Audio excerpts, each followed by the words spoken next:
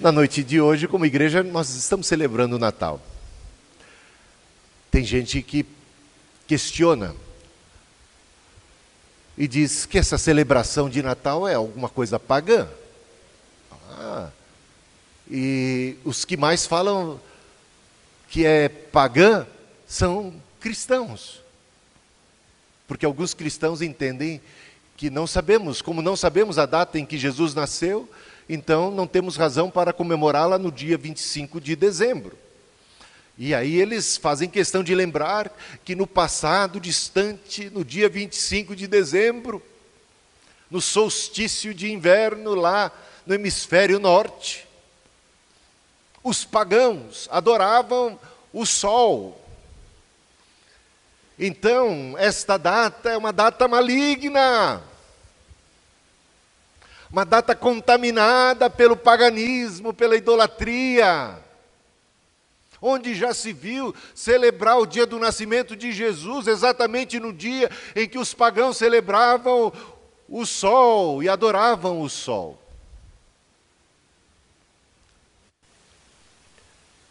Quero fazer umas ressalvas aqui, justificando a celebração do Natal no dia 25. É verdade. Os pagãos, os povos nórdicos, adoravam o sol e tinham este dia, 25 de dezembro, como um dia especial de adoração, um dia de devoção, de adoração ao Deus que para eles era o sol. É verdade.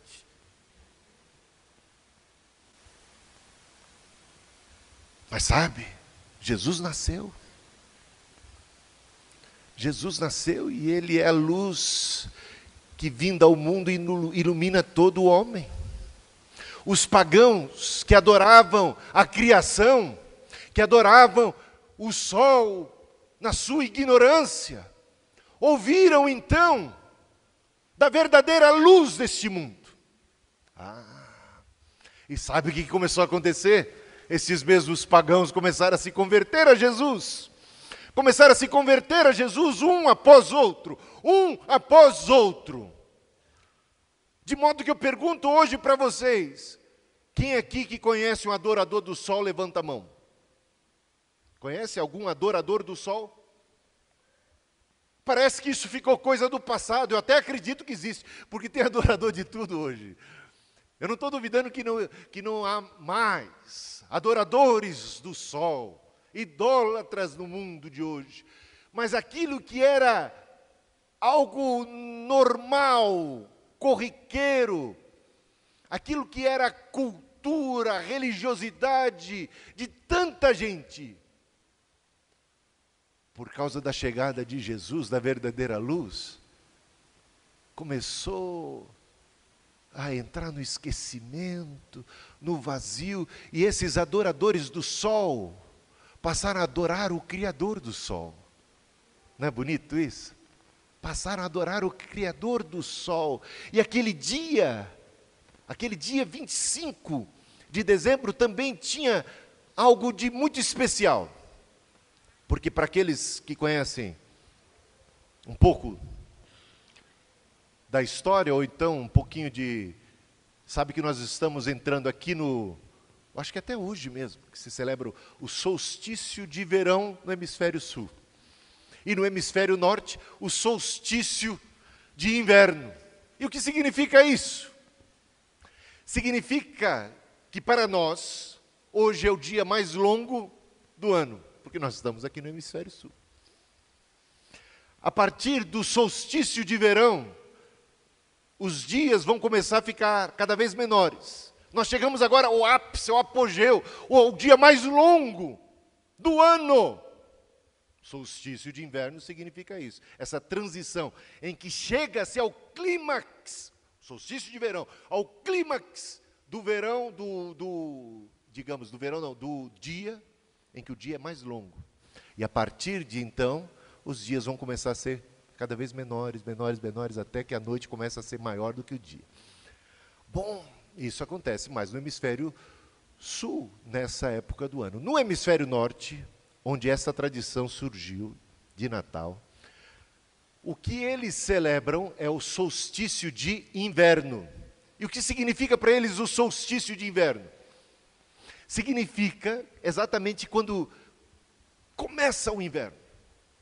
E a noite chegou ao clímax das trevas. Vamos falar assim?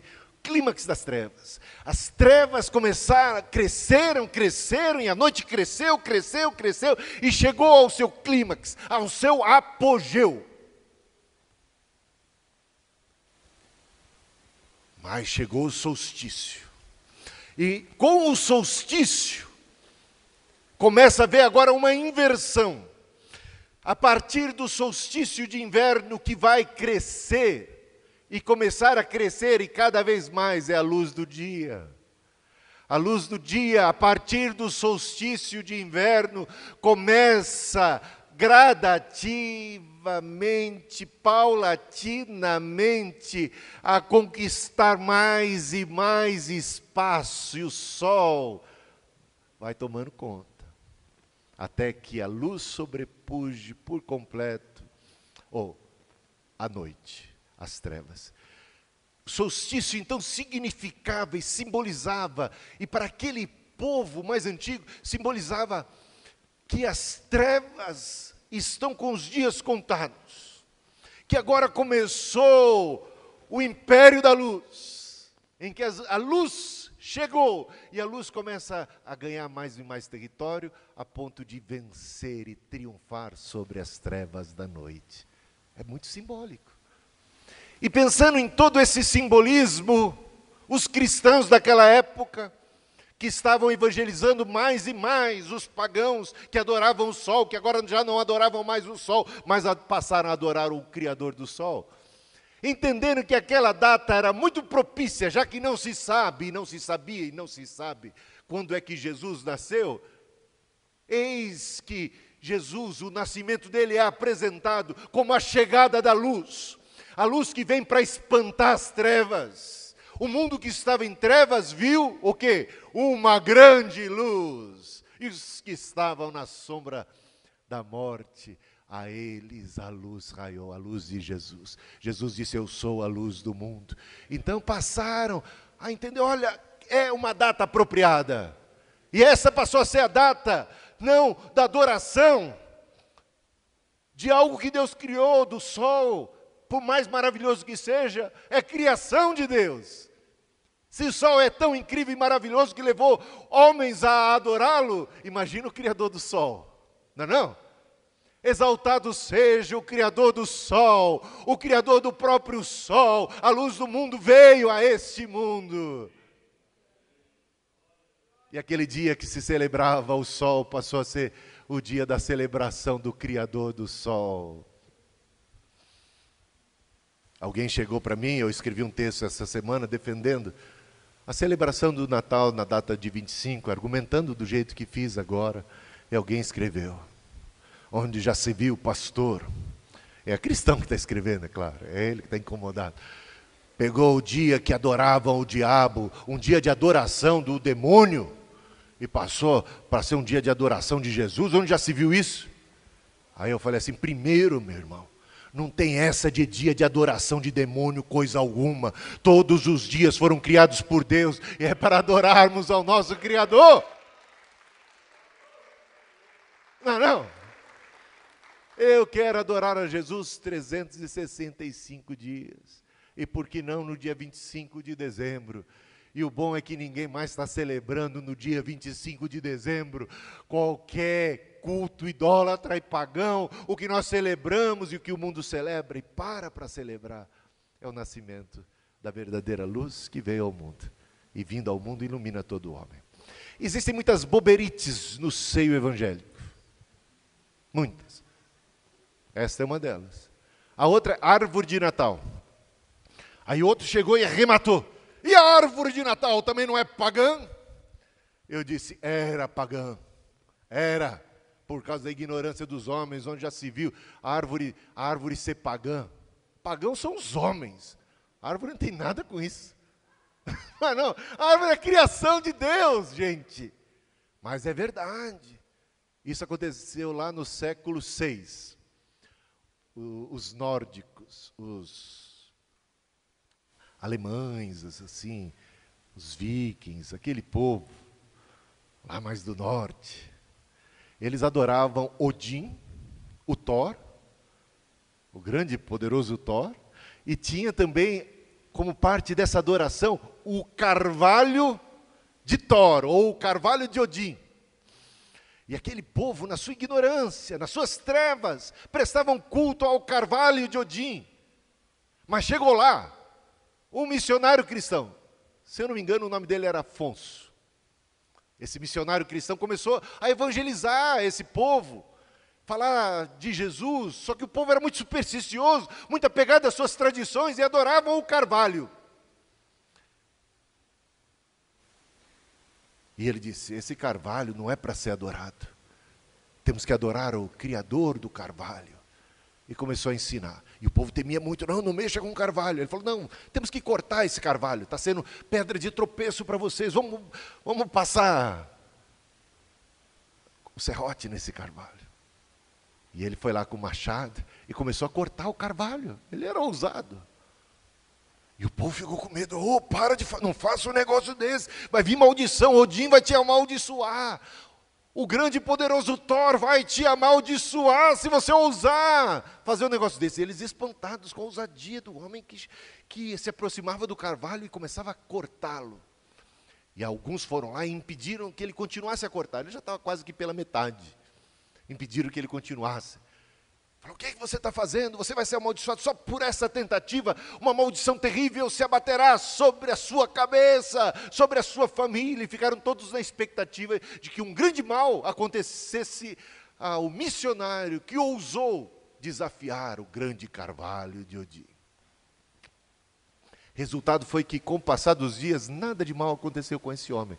Mas naquela mesma semana, uma tempestade veio tão forte, os ventos sopraram tão forte, que o carvalho poderoso de Odin desabou e foi ao chão. O povo recebeu aquilo como um grande sinal. Nada de mal aconteceu ao missionário. E o carvalho caiu por um poder da natureza. Então é verdadeiro o Deus do missionário e falso o nosso próprio Deus. Começaram a se converter. Se converteram. E autorizaram o missionário a fazer lenha e a usar a madeira daquele carvalho para a construção de uma capela cristã, que assim foi erigida. E a partir daí, o carvalho deixou de ser objeto de adoração e se tornou objeto de decoração. Do Natal, quando adoramos o Criador do carvalho, o Criador de todos os animais e de todos os seres humanos. Eu achei isso maravilhoso. Quantos adoradores do carvalho vocês conhecem hoje? Né?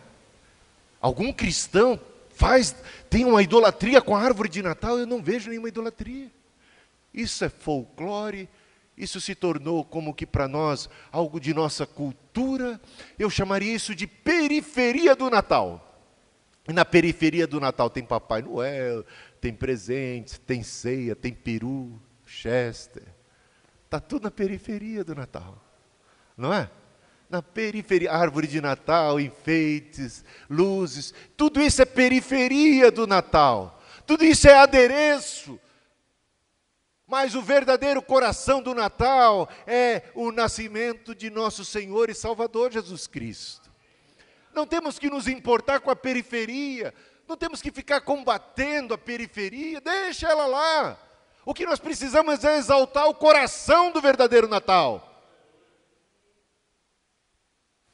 E tem gente vendo demônio no Papai Noel, vendo demônio na árvore, vendo demônio na data. Gente, para de ver o demônio, vamos enxergar Jesus. Não é não? O demônio fica cheio, fica todo enaltecido assim quando a gente foca no demônio. Eu não estou dizendo que o demônio não esteja agindo, e age de múltiplas formas, inclusive na ignorância que prevalece às vezes no seio da igreja evangélica, que fica fazendo uma tempestade no copo d'água por causa disso, por causa daquilo, por causa de coisas pequeninas, e se esquece do cerne, do coração. da mensagem central do Natal, que é isso que importa. Que Jesus Cristo, o Filho de Deus, veio a esse mundo para libertar os cativos, para salvar os pecadores, para transformar nossa vida, para mudar nossa história. E aí eu escrevi no boletim 2 mensagens. A primeira é que eu vou rapidamente agora, o horário já está avançado, vou resumir e vou dizer para vocês. Por que é que o Natal existe? Por que é que Jesus Cristo precisou vir a esse mundo? Você sabia? O Natal existe por causa dos nossos pecados. E de onde veio os nossos pecados? Se Deus tudo que fez, fez bom, fez perfeito. Quando Deus criou Adão e Eva, os criou perfeitos. Não havia defeito em Adão e Eva. Eles foram criados tão perfeitos que foram criados à imagem e à semelhança de Deus, com potencial para o relacionamento, para relacionar-se com Deus. Deus, ao criar Adão e Eva, queria compartilhar o seu amor, queria com eles ter amizade, ter um verdadeiro, genuíno, autêntico relacionamento. Um relacionamento de amor. E não existe relacionamento de amor sem liberdade. Você acha que existe relacionamento de amor sem liberdade? Me apaixonei pela Cristina quando eu tinha 16 anos. Aí para conquistá-la eu vou lá e amarro a Cristina, sequestro ela dos seus pais, coloco ela num quarto e obrigo ela a me amar. E vamos ter um relacionamento de amor muito bacana. É assim que a gente ama, mas tem uns loucos aí que matam. Ah, não me ama mais? Morra. São débil mentais. Débil mentais, são pessoas idiotas, pessoas ridículas, pessoas que não sabem nada sobre amor, que não sabem nada sobre conquista. E quando eu digo conquista, a conquista do amor, que não é nem por força nem por violência. Quando Deus nos cria a sua imagem, a sua semelhança, Ele quer relacionamento conosco, e como Ele quer um relacionamento conosco autêntico, verdadeiro, Ele concede liberdade aos seus seres criados. E ninguém pode ser livre só para dizer sim. Se eu sou livre para dizer sim, eu sou vaquinha de presépio, concorda? Eu sou alguém que está sendo manipulado. Deus, ao nos criar a sua imagem, a sua semelhança, e a nos criar com o propósito de se relacionar conosco, Ele concedeu a nós livre-arbítrio, liberdade de ir e vir, liberdade de amar e até mesmo de odiar, de estar com Ele e de virar as costas para Ele. E o que o ser humano fez com a sua liberdade? Desobedeceu a Deus. O pecado é resultado de algo muito bom que Deus fez. Deus não é o autor do mal, o homem é o autor do mal. Deus fez o homem com potencial para o relacionamento. Para isso tem que ser livre, e sendo livre, tem que ter espaço para o exercício da sua liberdade. Daí vem a rebeldia, daí vem o mal, daí vem o pecado, daí vem a maldição, daí vem todas as consequências. E Deus tinha dito, o dia que você pecar, o dia que você comer dessa árvore, o dia que você virar as costas para mim, quem vira as costas para Deus está virando as costas para a vida, porque Deus é a própria vida. O dia que pecardes, certamente morrerás. E o que aconteceu é que uma sentença de morte se abateu sobre a vida dos seres humanos, sobre a raça humana como um todo. Uma sentença de morte, mas Deus poderia simplesmente perdoar. Claro que Ele poderia perdoar simplesmente, mas alguém tem que pagar o preço. Isso é algo que a gente às vezes não considera, que cada um dos nossos erros tem consequências. E para que haja perdão, é preciso haver uma compensação. Alguém tem que pagar o preço do... Meu filho uma vez foi e me quebrou o dente. Era meu aniversário, foi meu presente que ele deu. Samuel, era pequenino. No caso, fez sem querer. É claro que eu o perdoei. Nem fiquei com raiva dele. Mas eu tive que fazer uma jaqueta aqui. O dente rachou no meio, praticamente. Isso custou. Agora acho que foi o Daniel ou o Rafael, fez uma levadeza daquelas. Pegou o controle remoto, botou dentro do videocassete. quebrou o videocassete. Outra vez, era o Daniel, quando era ainda pequeno, pegou, era o nosso aparelho 3 em 1. Eu sou das antigas. Aparelho 3 em 1. Ele abriu aquela portinha do aparelho 3 em 1, olhou para a nossa cara quando a gente chegou, estava, sabe aquela do cassete? Estava aberto assim, ele olhou para a nossa cara, eu acho que ele não vai lembrar disso. Olhou assim, a mãe estava chegando e ele fez assim, ó, maldade. O mal no coração do menino. Antes que ela chegasse e não deixasse ele quebrar, ele foi e quebrou. Você lembra disso? Você se pendurou? Não lembra. Nós o perdoamos? Perdoamos, está vivo aí. Até hoje. Perdoamos. Mas alguém teve que pagar o preço do videocassete, do aparelho de som 3 em 1. Está entendendo isso? Sabe o que... Quando o salário e a consequência do pecado é a morte, nós estávamos lascados então, não é? Se o preço... E hoje a gente cantou sobre o preço, não foi, Marcelo? O preço, a gente não sabe qual é o preço que o Senhor pagou. Tamanho foi o preço que Ele pagou pelos nossos pecados. O preço foi a morte de seu Filho. Por que Jesus Cristo teve que nascer, se fazer homem e morrer? Porque esse foi o preço do perdão.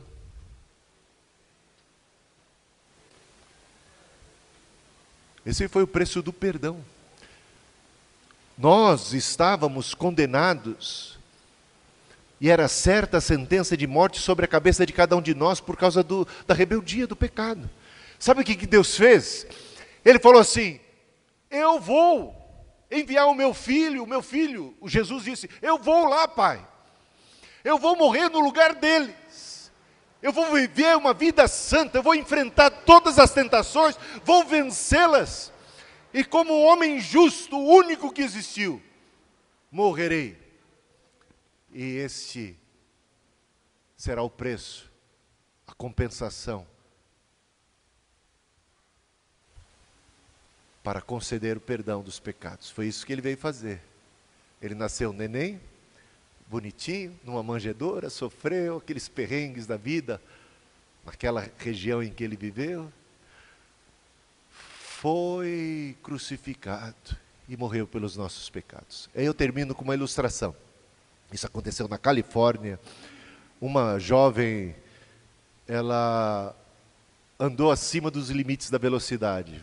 O guarda pegou. E lá nos Estados Unidos é levado ao tribunal assuntos como esse. Ela foi parar diante de um juiz. E quando ela estava diante do juiz, o juiz perguntou para ela, você se declara inocente ou culpada? Ela disse, culpada.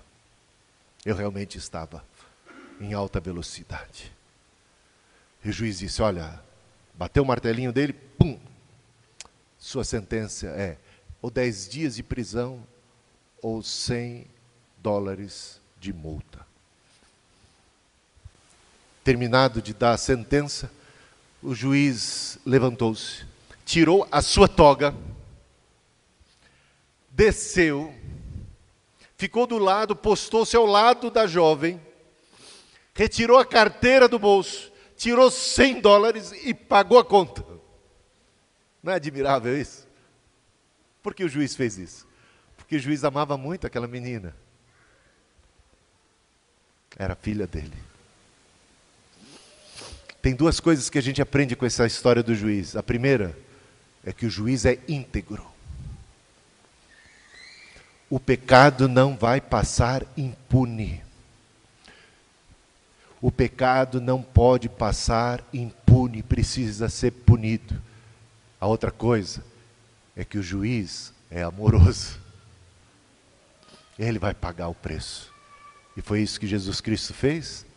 Tirou a sua toga celestial, desceu, ele que é o grande juiz de todos nós, deixou o seu posto de juiz, de inquiridor, de senhor, esvaziou-se da sua glória, vestiu-se da nossa fraqueza, veio estar conosco, postou-se ao nosso lado, tirou a carteira e pagou o preço dos nossos pecados. Só que o preço foi muito alto, não dava para pagar com dinheiro. Ele pagou com a própria vida. Esse é o amor dele por mim e por você. Tem uma canção que a gente cantou hoje,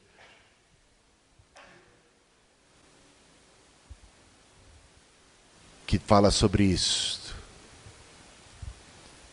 No altar da adoração, né? Vamos cantar?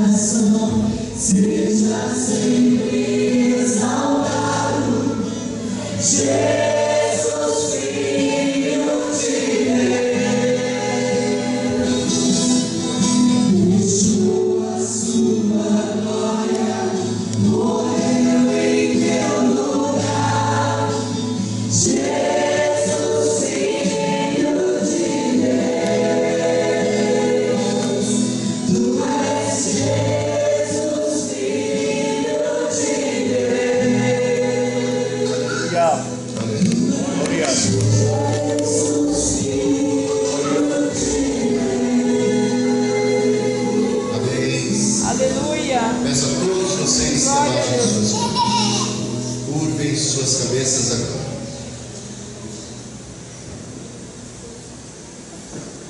Você já teve essa experiência de perdão, libertação?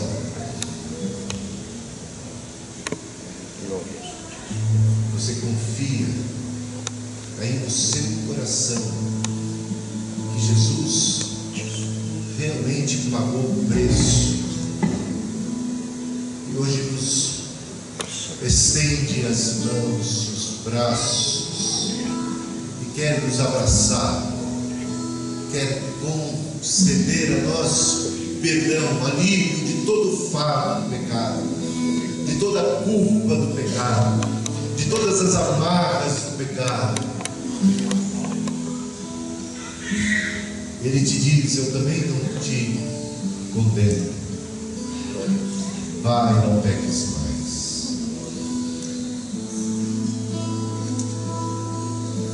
Se você entendeu esta mensagem e deseja entregar a sua vida ao teu Salvador, deseja comungar, ter relacionamento com Ele, quer experimentar o seu perdão, quer experimentar a sua vida, que você sente que precisa assumir o seu cristianismo, não ser um cristão da boca para fora, não ser um cristão apenas nominal, mas um cristão de fato e de direito. A você eu peço que levante sua mão bem alto e adore o seu Senhor nessa hora, em nome de Jesus. Que mais? Glória É Deus que está falando. Quantos mais precisam dessa entrega, dessa dedicação? Quero orar por você. Você precisa disso.